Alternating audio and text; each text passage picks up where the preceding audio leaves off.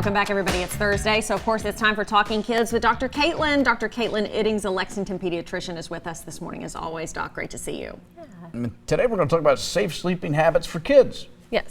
Yes. How do you want to start? Yeah, so particularly for babies, there was this recent press release that kind of re-announced this recall from 2019 for this rock and play sleep device that a lot of people used. And so that was recalled in 2019. There were about 30 babies that had died in those devices, and even since then they kind of re-released this recall saying, this has been recalled, please stop using these. You know, people are getting them secondhand, they're not selling them in the stores anymore.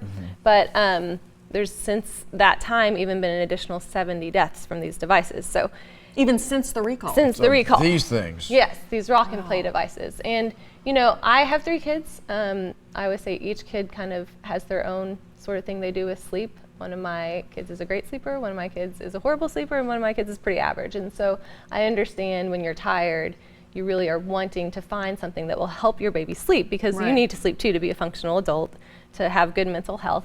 But the big thing that we need to emphasize as pediatricians is we don't need to be replacing safe sleep for good sleep, right?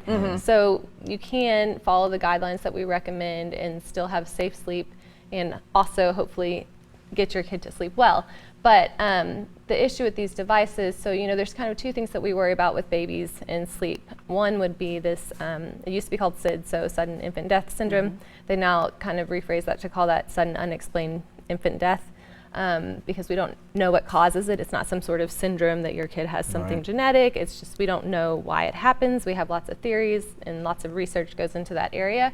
And then there's what we call positional asphyxiation, right? So that's what happens with these devices. We want babies to be flat on their back because that keeps their airways open. It keeps their head in good position. It keeps them from, you know, slumping their shoulders to kind of close their lungs in and have the ability to kind of rebreathe their carbon dioxide. If you looked at that device, you kind of see that it sort of tints up around the baby. And so we also don't want babies to be able to roll into surfaces that are going to smush up against their faces because their necks are not strong enough to really reposition themselves naturally.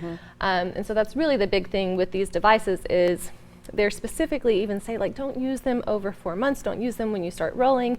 A lot of these deaths did probably occur because people weren't using them correctly and as directed. You know, they were using in babies that were already learning to roll, and these babies were rolling over onto their belly and ending up face down and then ending up asphyxiating from just being in a bad position. So, but they really are not recommended. If you know, have one and you're literally sitting there watching your child and they're napping and you can supervise their sleep, it's the same thing as, you know, infant swings, car seats. If you're watching them, that's one thing, but a lot of people are using these devices so that their baby will sleep so then that they can sleep. So if you're not really supervising them, they're 100% not safe sleep surfaces. Yeah, but even outside of these, there are those safe sleeping practices, like you said, flat on their back. Flat on the back. You don't want anything in the crib that they could roll into, so no crib bumpers, no blankets, no stuffies, no pillows. You want it to be a very kind of hard, firm surface, because if it's really squishy, again, you're kind of having that collapse and those shoulders can shift forward.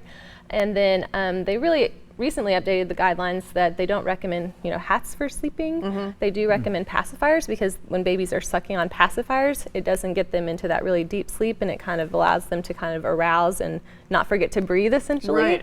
And so those were a couple changes that were made this year was, you know, no hats. Swaddles can be, you know, very tight swaddles, but you don't necessarily want to do those like as a long-term thing, and you know, as they get older they can kind of break out of those, and then the blanket's kind of in the bed instead of keeping them kind of tight swaddled in. So those are really the big ones. All right, Dr. Caitlynn, thank you. We appreciate it. Great information as always.